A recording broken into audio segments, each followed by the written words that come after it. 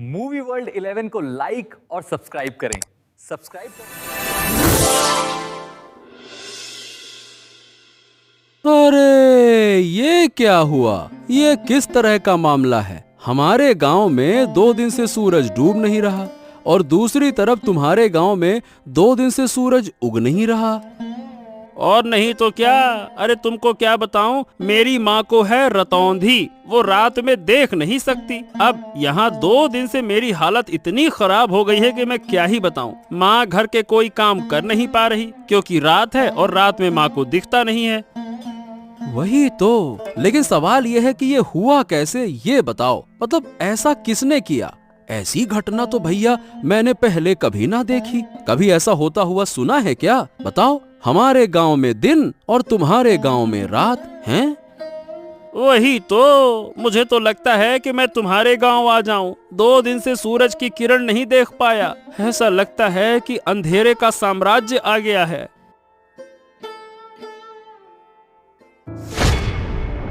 अरे अरे अरे अरे, ये क्या हुआ? ए भैया, तू ऐसे गिर काहे पड़ा? हरेंद्र, क्या हो गया तुझको?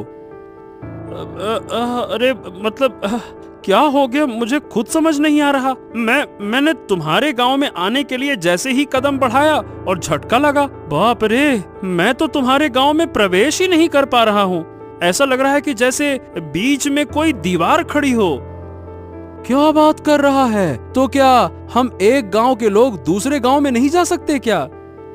वही तो भैया, लग तो ऐसा ही रहा है। लगता है कि इन दोनों गांव के बीच में कोई अदृश्य कांच की दीवार खड़ी हो गई है।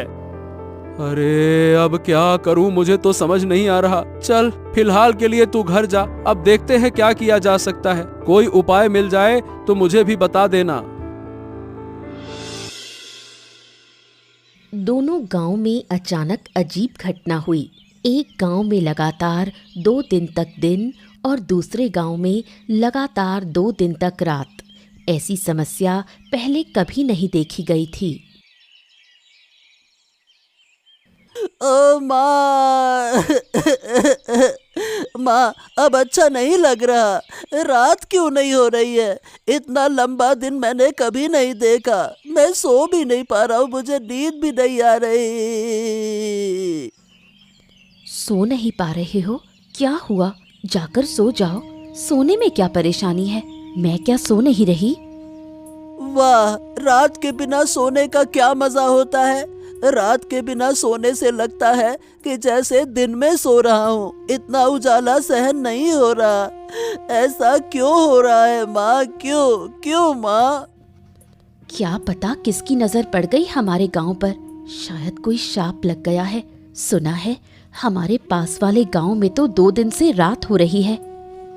2 दिन से रात हो रही है और रात हो ही नहीं रही है। ये तो बहुत बेकार है। मैं दिन में यहाँ रहूंगा और रात को जाकर उस गांव में सो जाऊंगा। मुझे नहीं रहना दिन में। हाँ, ये हुआ। तुम कैसे सोओगे वो मुझे नहीं पता। 2 गांव के बीच एक अदृश्य दीवार बनी हुई है। वो दीवार पार करके इस गांव के लोग दूसरे गांव में या दूसरे गांव के लोग हमारे गांव में नहीं जा पा रहे। तो क्या होगा माँ? क्या हमारे गांव में कभी रात नहीं आएगी? हमारा गांव ऐसा क्यों हो गया? अगर रात नहीं होगी तो सूरज की गर्मी में हमारा पूरा गांव जलकर खाक हो जाएगा माँ। क्या पता बेटा, हमारे भाग्य में क्या है, लेकिन ऊपर वाला जो करेगा वो हमारे भले के लिए ही करेगा। हाँ, मुझे ये सब कुछ अच्छा नहीं लग रहा माँ। मैं सो नहीं पा रहा हूँ। मेरा सर दुख रहा है। 2 दिन से मेरा सर घूम रहा है। शरीर भी लगता है कि जैसे बीमार हो गया है। मैं क्या करूँ माँ? ओहो, तुम यहाँ से जाओ और अब परेशान मत करो। वैसे भी मैं खुद तकलीफ से जूझ रही हूँ। दूसरी तरफ तुम मुझे बार बार परेशान कर रहे हो।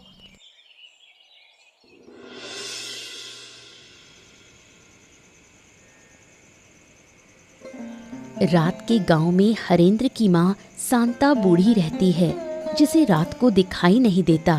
इस वजह से अब जब गांव में रात हो गई है तो शांता बूढ़ी काफी मुश्किल में पड़ गई है। हरेंद्र, ओ हरेंद्र, कहाँ गए तुम? यहाँ आओ, मुझे बाहर ले जाओ। मुझे कुछ भी नजर नहीं आ रहा। अरे बस बस बस बस, आ गया माँ, आ गया। और कितना पुकारोगी? अरे तुम्हारी तकलीफों ने मुझे बेहाल कर दिया है। 2 दिन से तुम मुझे एक पल भी शांति से बैठने नहीं दे रही हो। हरेंद्र हरेंद्र हरेंद्र, कहाँ है, जल्दी आ। अरे मुझे भी तो बैठने दो। क्या तुम मुझे बोझ समझने लगे हो क्योंकि मैं बूढ़ी हो गई हूँ? जब मैं स्वस्थ थी तब तुमने मुझे पाल पोस कर बड़ा किया, अब तुम मुझे बोझ समझने लगे। हो, यही तो तुम्हारा तरीका है। दिन रात बस एक ही बात बोलती रहती हो, बोझ हो गई हूँ। अरे तुम देख नहीं सकती हो तो चुपचाप बैठो तो सही। तुमको बैठना है नहीं, इधर उधर भटकना है। हाँ, अब ये बताओ तुम्हें बाहर जाने की क्या जरूरत है? देखो तो सही, पूरा गांव किसी न किसी समस्या में घिरा हुआ है और तुमको बाहर जाना है। क्या तुम्हें अकेले को समस्या है, गांव के और लोग नहीं? तुम्हें क्यों इतनी तकलीफ हो रही है? ऐसा है अम्मा कि मेरी तरह किसी के पास ये रतौंधी वाली माँ नहीं है जिसे लेकर वो परेशान हो। नहीं तो कोई काम तुम्हारे लिए अब नहीं है। घर के सारे काम मुझे करने पड़ते हैं और तुम्हारी देखभाल भी तो मुझे ही करनी पड़ती है। बस, मेरी और देखभाल करने की जरूरत नहीं। जिस दिन मर जाऊंगी उस दिन तुम समझ पाओगे। तुम लोग बड़े होकर शायद बूढ़ी माँ को ऐसी हालत में छोड़ देते हो। ओहो, बस। अब ऐसी बातें मत करो। चलो बताओ कहाँ जाना चाहती हो, मैं तुम्हें लेकर चलता हूँ। फिर खाना भी बनाना है, तुम्हें खाना देना होगा, फिर बर्तन साफ करने हैं, तुम्हारा बिस्तर लगाना है, बहुत सारा काम है। चलो जल्दी बताओ कहाँ जाना है। दूसरी ओर दिन और रात वाले दोनों गांव के बीच ही एक बुढ़िया का घर है। बुढ़िया और साधु के बीच काफी बातचीत है। क्या काम किया आपने? आपका तो जवाब ही नहीं। मुझे तो विश्वास ही नहीं था कि आप ऐसा बड़ा काम कर पाएंगे। मैंने पहले कहा था कि मेरी शक्ति पर संदेह मत करना। मेरी शक्ति के बारे में किसी को अंदाजा भी नहीं है। पहले जितना संदेह था अब वो भी खत्म। एक गांव में लगातार दिन और दूसरे गांव में लगातार रात कर देना, बड़े बड़े साधु भी ऐसा नहीं कर पाते। तो बताइए, क्या आप खुश हैं? अगर खुश हैं तो अब मेरी फीस मुझे दे दीजिए। मैंने यूं ही रिस्क लेकर ये बड़ा काम नहीं किया। अरे, आपके पैसों को लेकर मैं भाग थोड़ी ना जाऊंगी। मुझे तो बहुत मजा आ रहा है। दोनों गांव के लोग कैसे बेहाल हो गए हैं। मैं आपको जरूर पैसे दूंगी, साथ में इनाम भी दूंगी। आपने मुझे खुश कर दिया। फिर और क्या कहना है? किस्मत अच्छी रही कि आप मिली, तभी तो मुझे ऐसा काम करने का अवसर मिला, वरना यूं ही किसी काम से लाभ नहीं होता। ये सब मैंने सोचा था। मैं चाहती थी इन दोनों गांव को सबक सिखाऊं। अब आपके जरिए मैंने अच्छे से सबक सिखा दिया। अब देखिए धीरे धीरे क्या होगा। दोनों गांव तबाह हो जाएंगे। दिन के बिना रात नहीं बन सकती।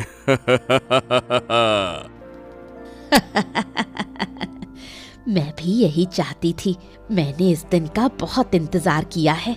अब मैं उन्हें हर तरह की तकलीफ दिखाकर सिखा दूंगी कि दुख और अपमान क्या होता है। अब वो मेरा कभी अपमान करने की हिम्मत नहीं करेंगे। मैं चाहती हूँ कि इन दोनों गांव के बीच सिर्फ मैं बची रहूं और कोई ना रहे।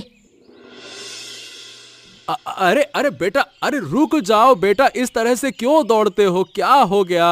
अरे रुक जाओ, गिर जाओगे। बेटा रुको। पिताजी पिताजी, मुझे एक बड़ी बात पता चल गई है। मैंने दिन और रात की असली वजह जान ली है। पिताजी, अब आप कुछ उपाय निकालो, वरना दोनों गांव वाले मर सकते हैं। अरे बेटा शांत हो जा। हाँ, अब ये बता क्या हुआ, कैसे जाना तुमने, बता मुझे। पिताजी, हमारे दोनों गांव के बीच में उस बुढ़िया का घर है ना, वही बुढ़िया जो गांव वालों से बात भी नहीं करती। ये सब कुछ वही करवा रही है। क्या? ये क्या कह रहे हो तुम? क्या सच में ऐसा है? पर ये बताओ, तुम्हें कैसे पता चला कि वो करवा रही है? मैं सच कह रहा हूँ पिताजी। मैं थोड़ा क्या है कि बाहर गया था तो बुढ़िया के घर से ना हंसी ठहाके की आवाजें आ रही थी। मैं चुपके से गया, मैंने सब कुछ सुना और देखा कि बुढ़िया ना एक साधु के साथ में योजना बना रही थी। पिताजी, जो करना है अब जल्दी कीजिए। मुझे लगता है कि वो साधु ना बड़ा शक्तिशाली है। ओ, अब जब सब कुछ खुल ही गया है तो उस बुढ़िया को छोड़ना नहीं चाहिए। वो जिद करके हमारे विनाश की कोशिश कर रही है ना। वही तो, पर ये समझ में नहीं आ रहा पिताजी कि वो ऐसा कर क्यों रही है। मतलब वो हमसे गुस्सा है क्या? और गांव वाले उससे बात क्यों नहीं करते? हाँ, ये सब बातें जानने के लिए अभी तुम बहुत छोटे हो बेटा। चलो मैं जाता हूँ, हरेंद्र से बात करूंगा, फिर हम दोनों मिलकर बुढ़िया के घर जाएंगे और समझाएंगे। नहीं तो इसके अलावा तो कोई और उपाय नहीं दिखता।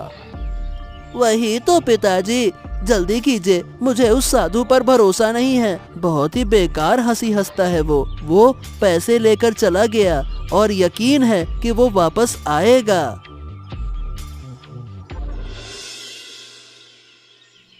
कैलाश और हरेंद्र जब बुढ़िया से सच्चाई पूछते हैं तो बुढ़िया सीधे इनकार कर देती है।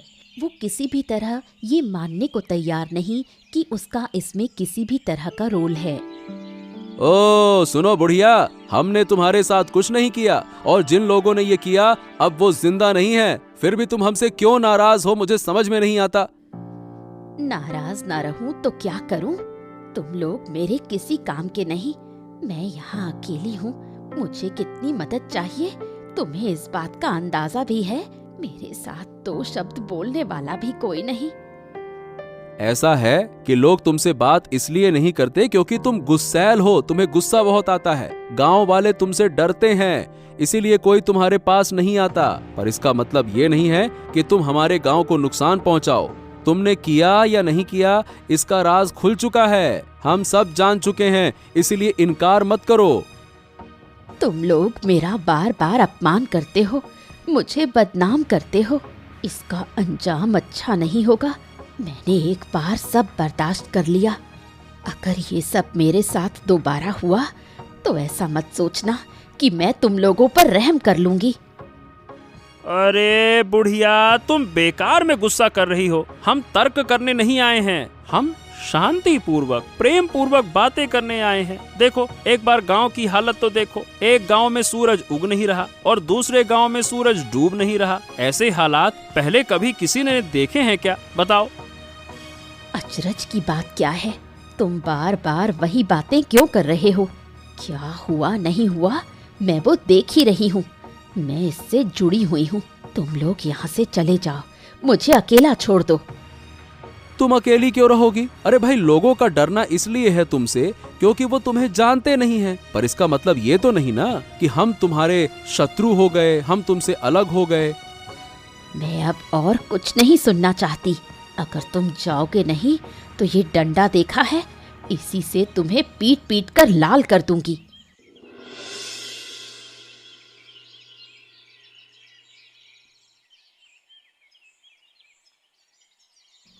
क्या तुम सच में उस बूढ़ी के पास गए थे? रिशान ने मुझे बताया। कुछ फायदा हुआ क्या? हाँ, जितना समझ में आया उससे ये पता चला कि आराध्या, वो जो बुढ़िया है ना, वो दोनों गांव पर बहुत गुस्सा है। इसीलिए बूढ़ी ने किसी साधु की मदद से हमारे इन दोनों गांव के साथ में ऐसा किया। तो क्या इन दोनों गांव को फिर पहले जैसा करना संभव नहीं? ऐसा लगता तो नहीं है। मैंने और हरेंद्र ने मिलकर बूढ़ी को वैसे तो बहुत समझाने की कोशिश की, पर सही बताऊं बूढ़ी सुनना ही नहीं चाहती है। वो किसी भी तरह से हमारी बात समझना ही नहीं चाहती है। सच में मुझे तो डर लग रहा है। अगर ऐसे ही चलता रहा तो गांव में कोई नहीं बचेगा। धीरे धीरे सब कुछ नष्ट हो जाएगा। तुम सब लोग चिंता मत करो, देखना मैं सब ठीक कर दूंगा।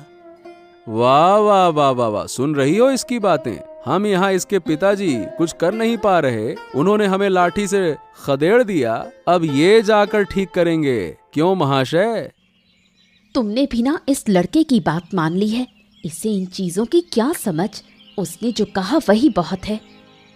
अरे माँ, मैं यूं ही नहीं कह रहा, मैं सच कह रहा हूँ। मैं सब कुछ ठीक कर दूंगा, तुम लोग देख लेना। उस साधु को मैं जानता हूँ, अगर मैं उसे एक बार पकड़ लूंगा तो उसे नष्ट कर दूंगा। बहुत मारूंगा मैं उसे गुच्छे बना के। अच्छा, समझ गया। लेकिन हाँ, फिर कोई शरारत करने से पहले जरा सोच समझ कर। वैसे भी हमारी मुश्किलों का अंत नहीं है। अब आगे क्या होगा समझ नहीं आता। कहीं तुम्हारी हरकतों से वो बुढ़िया और गुस्सा ना हो जाए। नहीं पिताजी, मैं शरारत परारत नहीं करता। अब मैं बड़ा हो गया हूँ। पर हाँ, आप चिंता मत कीजिए, अब आगे जो होगा अच्छा ही होगा, देख लेना। अब बहुत बातें हो गई, तुम दोनों जाओ और हाथ मुंह धोकर आओ, मैं खाना देती हूँ।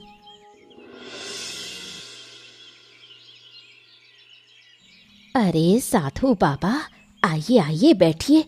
मैं तो आपका ही इंतजार कर रही थी। कितनी बातें हुई, आपको तो कुछ पता ही नहीं। क्या बात है? फिर क्या हुआ? कोई नई कहानी हुई क्या? गांव वालों को सब पता चल गया है कि ये मैंने ही किया है, पर मैंने इनकार कर दिया। सब मेरे पास आए थे, मैंने उन्हें भगा दिया। उनका इस विपत्ति में पड़ा हुआ चेहरा देखकर मुझे कितनी खुशी हुई। ठीक है, तुमने इनकार किया, ये अच्छी बात है। लेकिन पर जब लोग शक करते हैं तो बिना कुछ जाने, बिना किसी वजह के शक नहीं करते। कुल मिला के बात यह है कि किसी तरह से कोई हमारी बातें सुनकर गया है। कौन सुनेगा? मेरे घर के आसपास कोई नहीं आना चाहता। वो मुझे डायन कहते हैं, बोलते हैं मैं काला जादू करती हूँ। धीरे धीरे तुम्हारे मन का सारा दुख दर्द मिट जाएगा, है ना? अरे ये मेरा कमंडल कहाँ गया? अभी तो यहीं रखा था। ओहो, मेरे कमंडल में विशेष जल है, कहाँ चला गया? अरे कहाँ गया? मुझे ढूंढना होगा। अरे ए लड़के, मेरा कमंडल दे दे। मैं कह रहा हूँ मेरा कमंडल दे दे। तेरी इतनी हिम्मत कि मेरा कमंडल तू चुराए? मैं तुझे छोड़ूंगा नहीं। उसे पकड़ो, उसे रोक लो, वरना बड़ा नुकसान होगा। हमने जो झूठ बोला है वो पकड़ में आ जाएगा। उसे पकड़ना ही होगा। मेरा कमंडल उसके पास है और उस कमंडल में विशेष जल है। उसी जल से मैं फिर से इस गांव का रात और दूसरे गांव का दिन दूर कर दूंगा। चिंता मत करो। अब क्या होगा? सब कुछ तो फिर से पहले जैसा हो गया। उस बच्चे से कमंडल ले आऊंगा और फिर इन गांवों का दिन रात बदल दूंगा। तुम चिंता मत करो।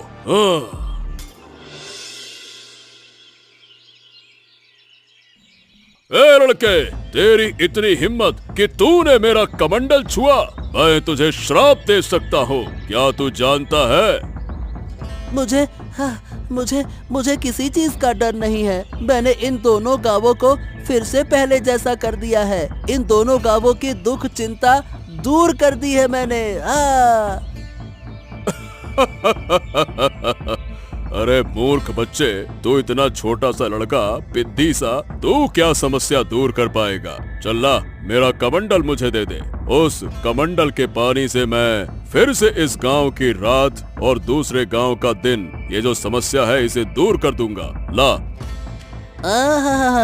मैं कभी ऐसा होने नहीं दूंगा। मैं इस कमंडल का पानी फेंक दूंगा, फिर देखता हूँ कि तुम दोबारा से एक गांव में रात और दूसरे गांव में दिन कैसे कर पाते हो।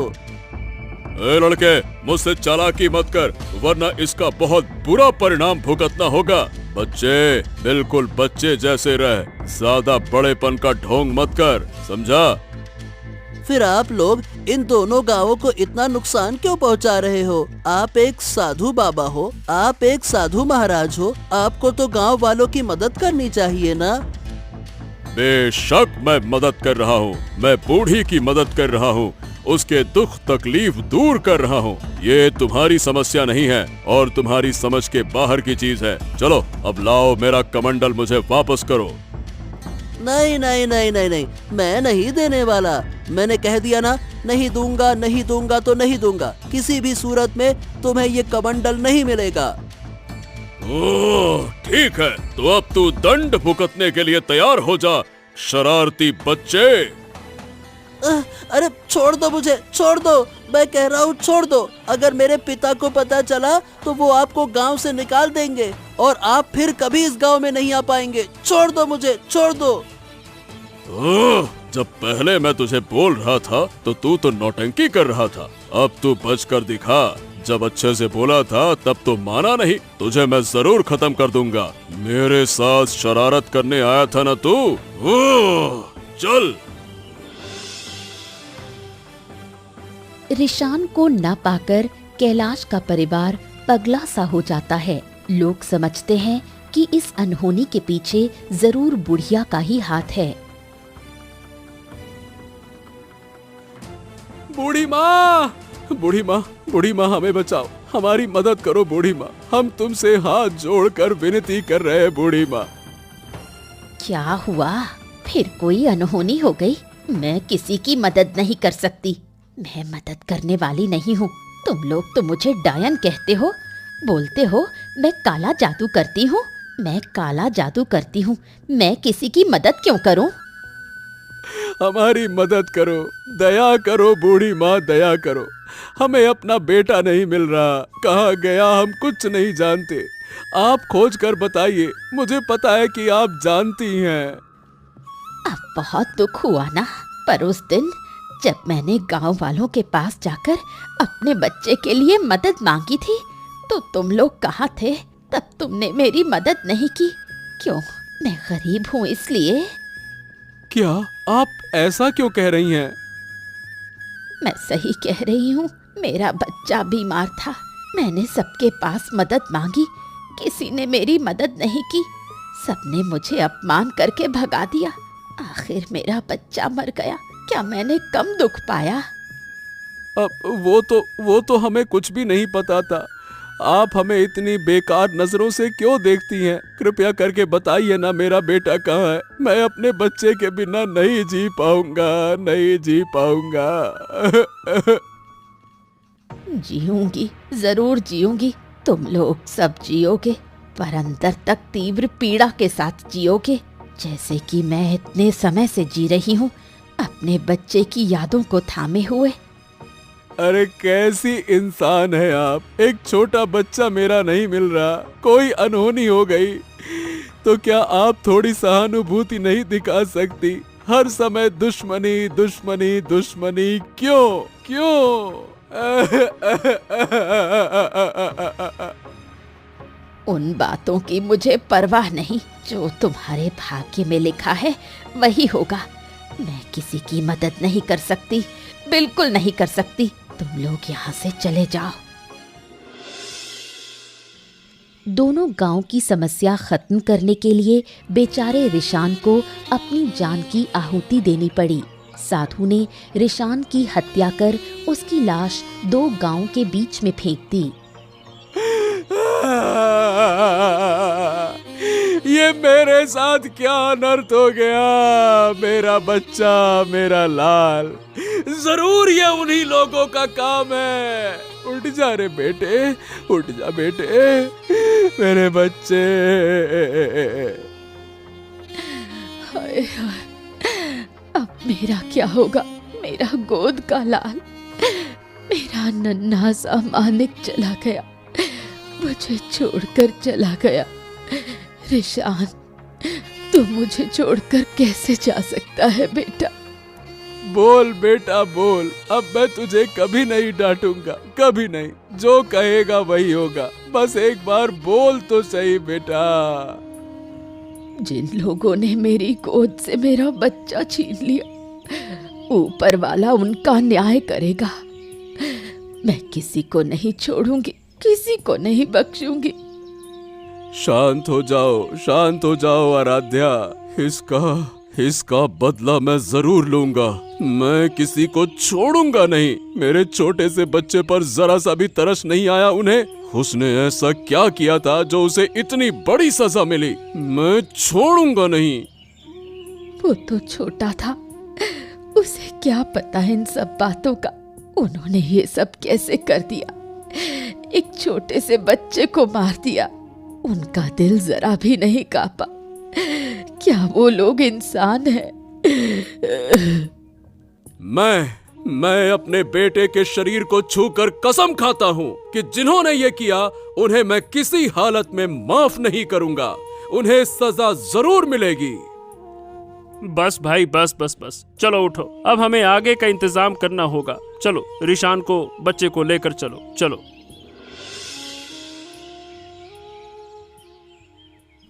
हाँ क्या बूढ़ी, अब तो तुम खुश हो ना? तुम्हारी मनोकामना धीरे धीरे पूरी कर रहा हूँ। अब तुम मेरी तरफ भी थोड़ा ध्यान दो। अरे आप चिंता मत कीजिए, आपके सारे पैसे मैं दे दूंगी, कोई दिक्कत नहीं होगी। आप बस इसी तरह मेरा काम करते रहिए। मैं इतनी खुश पहले कभी नहीं हुई। अगर तुम चाहो तो मैं तुम्हें और भी खुश कर सकता हूँ। जरूर चाहती हूँ। मैं चाहती हूँ कि इन दोनों गांव का एक भी बच्चा जिंदा ना बचे, सबकी गोद खाली हो जाए। आज जो लोग रो रहे थे उन्हें देखकर मुझे कैसी पिशाची सी खुशी मिल रही थी, क्या बताऊं। बहुत बढ़िया, बहुत बढ़िया। तो तुम पैसों का इंतजाम करो, मैं एक एक करके इन दोनों गांव के सारे बच्चों को मार दूंगा। मैं वादा करता हूँ कि इन गांव में एक भी बच्चा जिंदा नहीं रहेगा। यही तो मैं चाहती हूँ, मैं इसी दिन का इंतजार कर रही थी। बेटे, तू ऊपर बैठा देख रहा है ना? देख, तेरी माँ तेरी मौत का बदला ले रही है। जो दर्द मुझे हुआ था वही दर्द अब मैं सबको दूंगी। इतनी जल्दी खुश मत हो, हमें धीरे धीरे सब करना होगा। आज से हर रात इन दो गांवों में एक एक बच्चा गायब होगा और मैं उसका बलिदान दूंगा। इससे तुम्हारा भी फायदा होगा और मेरा भी स्वार्थ सिद्ध होगा। कोई दिक्कत नहीं, मैं हर रात तुम्हें बच्चों को पकड़ने में मदद करूंगी। जरूरत पड़ी तो खुद पकड़ कर लाऊंगी। सब मुझे डायन कहते हैं, अब मैं उन्हें दिखाऊंगी असली डायन क्या होती है। तो फिर ठीक है, मैं बलिदान की पूरी व्यवस्था करता हूँ। हर रात एक बच्चे की हत्या करनी होगी, तभी मैं और शक्तिशाली बनूंगा। नहीं, अब ये सब कुछ और नहीं चलेगा। मैंने अपने बेटे को खो दिया है, मैं नहीं चाहता कि किसी और का बच्चा ऐसे मरे। बच्चे को खोने का दर्द मैं अच्छी तरह से जानता हूँ। हाँ, लेकिन कैलाश, अब हम करेंगे क्या दादा? वो साधु तो बहुत ताकतवर है, उससे हम लड़ेंगे कैसे? साधु को बाद में देख लेंगे, पहले उस डायन बूढ़ी का कुछ करना होगा। उसका दिमाग खराब हो गया है, बेटे को खोकर पागल हो गई है वो पागल। अच्छा ठीक है, लेकिन हम उसे मार तो नहीं सकते हैं ना? हमने अपने बेटे के शरीर को छूकर कसम खाई है, जिन्होंने ये किया है उन्हें सजा देंगे। उस डायन बूढ़ी से बड़ी सजा और कोई नहीं हो सकती। अच्छा, क्यों नहीं मार सकते?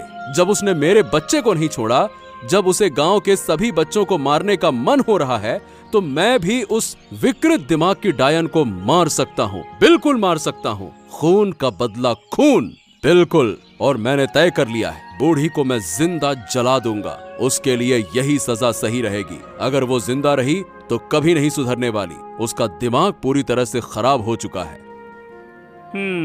ठीक है, मुझे कोई आपत्ति नहीं है, लेकिन गांव के लोग क्या कहेंगे? एक जिंदा इंसान को जलाकर मार देंगे तो क्या ये ठीक रहेगा?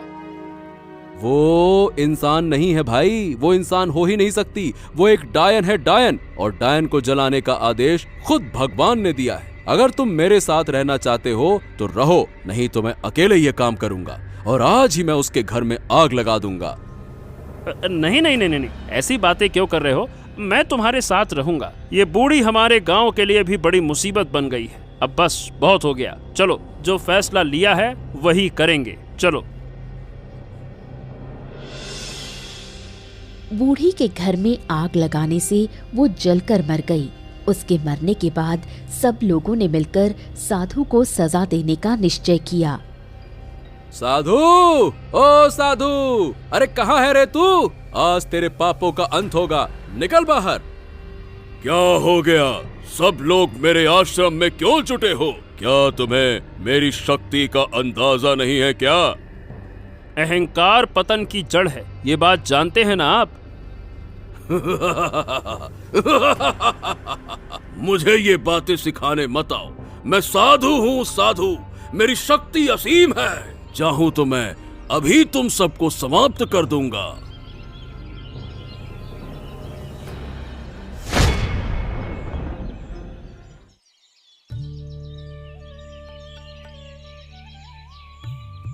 हाँ, आखिरकार हमारे गांव से बुरी नजर हट गई। अब हमारे गांव पर फिर कोई विपत्ति नहीं आएगी। अगर फिर कभी कुछ हुआ तो हम सब मिलकर उसका सामना करेंगे।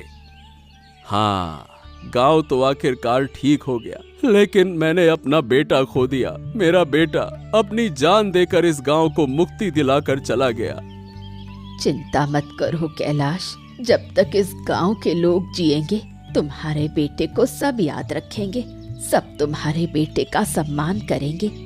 पीढ़ी दर पीढ़ी तुम्हारा बेटा हमारे इन दोनों गांव के बीच जिंदा रहेगा। ऐसा ही हो बूढ़ी माँ, ऐसा ही हो। लेकिन अब से हमें ये भी ध्यान रखना होगा कि बूढ़ी के बेटे जैसा कोई और बच्चा किसी बीमारी में आकर मदद ना पाकर मर ना जाए, वरना हर घर में ऐसी डायनें पैदा हो जाएंगी। बिल्कुल सही कह रही हो आराध्या। हम सब एक दूसरे का ध्यान रखेंगे। ये दोनों गांव अब से अलग नहीं रहेंगे, बल्कि हमेशा एक दूसरे की मदद करेंगे। ऐसा ही हो। और मैं अनुरोध करूंगी कि मेरे बेटे के लिए सब लोग प्रार्थना करें। सब मेरे बेटे को याद रखें, सुख शांति से रहें। ऐसे ही मजेदार मजेदार किस्से देखने के लिए हमारे चैनल को सब्सक्राइब करना ना भूलें।